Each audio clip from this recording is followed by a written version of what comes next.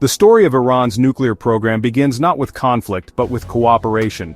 In the 1950s, Iran was a key ally of the United States in the Middle East, ruled by Shah Mohammad Reza Pahlavi. Under President Eisenhower's Atoms for Peace initiative, the United States provided Iran with its first nuclear reactor and, technical expertise. The goal, at least publicly, was to help Iran harness nuclear energy for electricity and medical research.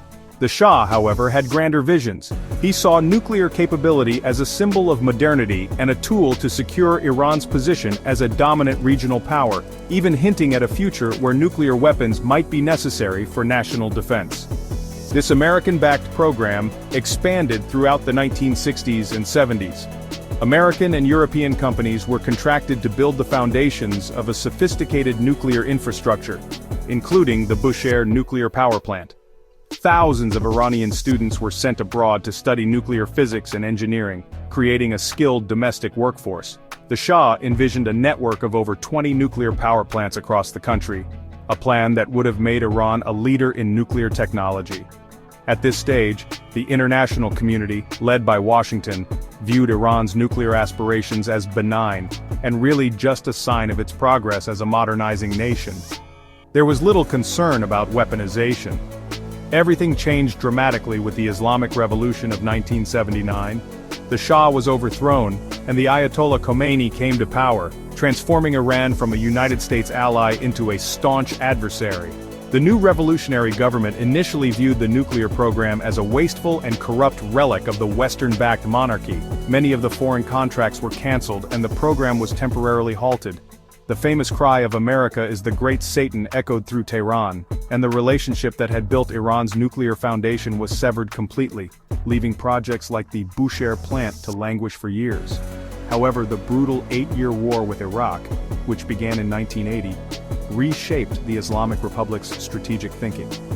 Facing a devastating conflict where Iraq used chemical weapons with little international outcry, Iran's leaders concluded that they could not rely on others for their security. The suspended nuclear program was secretly revived, but this time with a different purpose. It was no longer just about energy or prestige, it was now seen as the ultimate deterrent, a guarantee against foreign invasion and coercion. The quest for nuclear capability became a national security imperative, pursued with a new sense of urgency and secrecy. As Iran secretly restarted its nuclear program in the late 1980s and 90s, the world remained largely unaware of its scale and intent. It was not until 2002 that an Iranian opposition group revealed the existence of two undeclared nuclear sites, a uranium enrichment facility at Natanz and a heavy water plant at Arak. This disclosure set off international alarm bells. Uranium enrichment is a dual-use technology. It can produce low-enriched uranium to fuel power plants, but it can also be used to create highly enriched, weapons-grade uranium for a bomb. The discovery that Iran had been concealing this work for years shattered any remaining trust. The international community, particularly the United States and Israel, became convinced that Iran was pursuing a clandestine nuclear weapons program under the guise of a civilian one. This suspicion initiated a long and tense period of what can best be described as a shadow war. This covert conflict was fought not on traditional battlefields but through espionage, cyber attacks, and targeted assassinations. The goal was to delay and disrupt Iran's progress without triggering a full-scale military confrontation. These actions were designed to cripple the program from within, targeting its most critical components, its technology and its human expertise. One of the most famous early attacks was the Stuxnet computer virus discovered in 2010. This highly sophisticated piece of malware, widely believed to be a joint United States-Israeli creation, specifically targeted the control systems for Iran's centrifuges at Natanz. It caused the delicate machines to spin out of control and destroy themselves, setting back the enrichment program by months, if not years. This was followed by a series of mysterious explosions and fires at key nuclear and military sites. In July 2020, for instance, a blast ripped through an advanced centrifuge assembly plant at Natanz, an act Iran blamed directly on Israeli sabotage. Alongside these acts of sabotage, a campaign of targeted assassinations began to eliminate Iran's top nuclear scientists. Between 2010 and 2012, at least 4 physicists and engineers linked to the program were killed in Tehran, often by assassins on motorcycles attaching magnetic bombs to their cars. The most brazen of these attacks occurred in November 2020, when Mohsen Fakhrizadeh, considered the father of Iran's military nuclear program, was killed by a remote-controlled machine gun.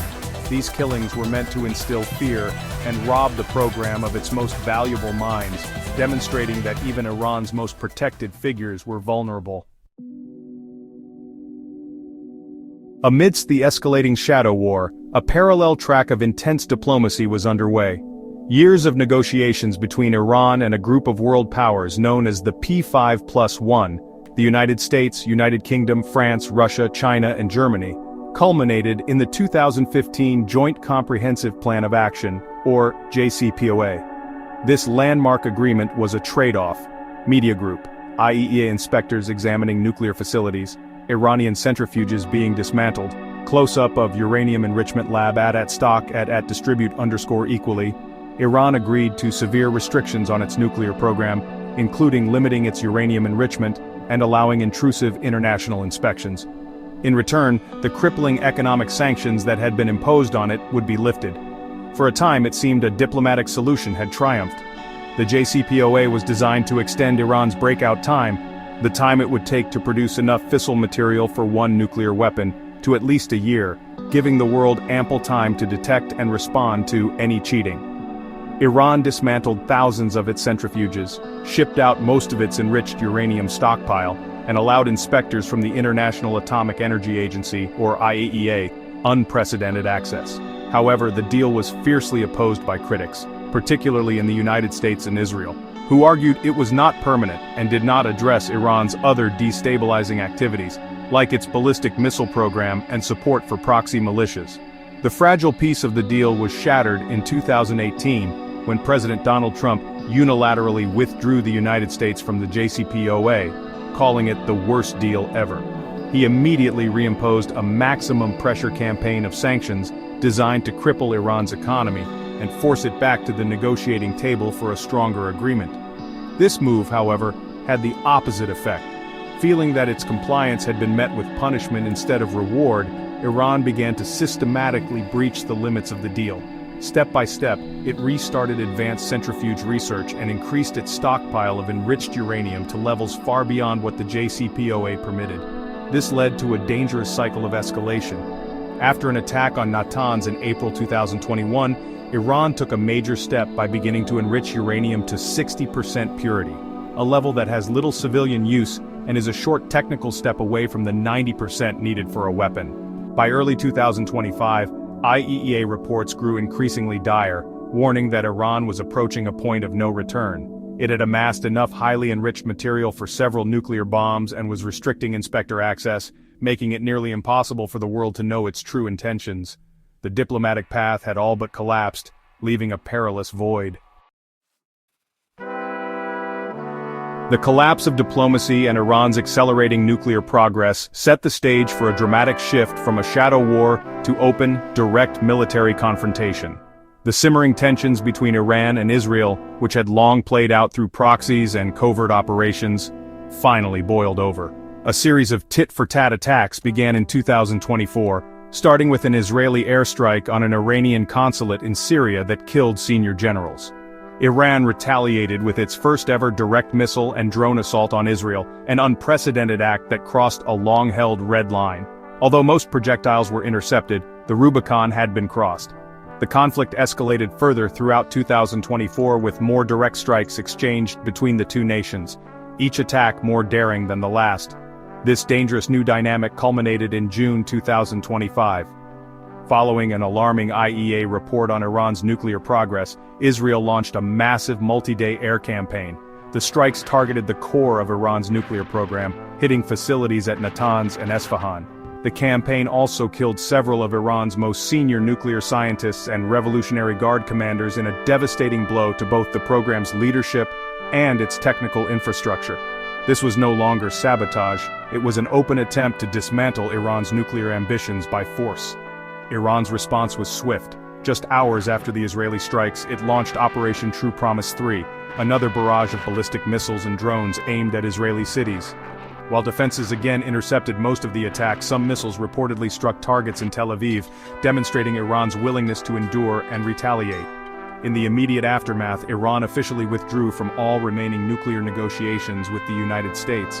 President Trump warned of even more brutal consequences if Iran did not return to the table, while deploying United States naval assets to the region, raising fears of a wider, devastating war.